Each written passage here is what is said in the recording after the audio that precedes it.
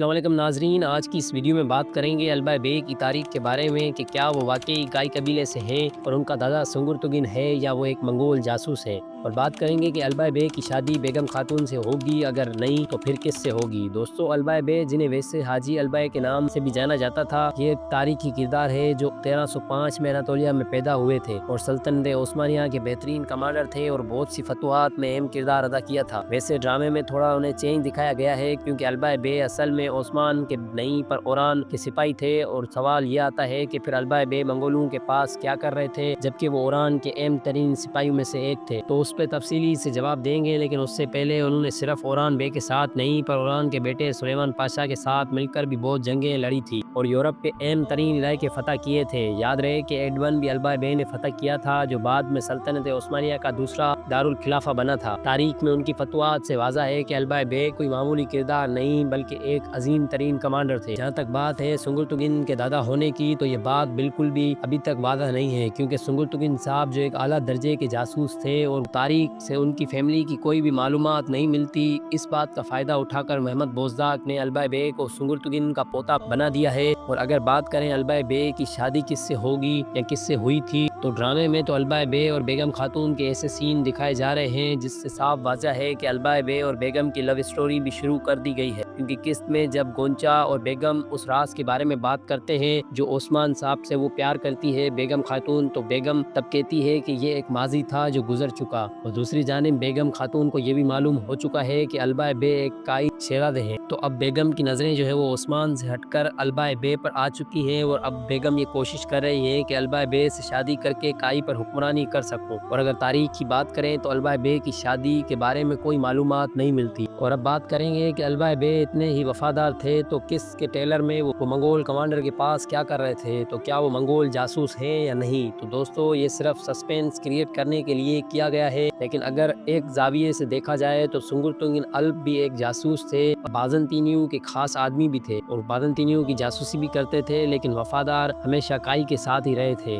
ہو سکتا ہے البا بے کو بھی ایسے دکھایا گیا ہو۔ تو اب بات کرتے ہیں کہ البا بے کی ڈیتھ کب ہوئی اور کیسے ہوئی۔ تو ناظرین، جب اوران غازی کا بیٹا مراد اول بازنطینیوں نے اغوا کیا تھا تو البا بے اکیلے تھوڑی فوج لے کر انہوں کو چھڑا کر لائے تھے، اور اس کے بعد پورے قبیلے میں اور پوری سلطنت میں البا بے کا نام بن گیا تھا۔ تو سلطنت عثمانیہ کے کچھ جو ہے وہ وزیر البا بے سے حسد کرنے لگ گئے تھے، اور پھر ایک وزیر نے جو ہے البا بے کو زہر دیا تھا اور بے دردی سے شہید کر دیا تھا، اور ایسے تاریخی کردار البا بے کی ڈیتھ ہوئی تھی۔ تو ناظرین، امید کرتے ہیں آپ کو یہ ویڈیو اور ڈاکیومنٹری پسند آئی ہوگی۔ تو اگر پسند آئی ہو تو ہمارے چینل کو سبسکرائب کر لیں تاکہ ایسی مزید ویڈیوز آتی رہیں اور آپ ٹائم پر دیکھتے رہیں۔ شکریہ۔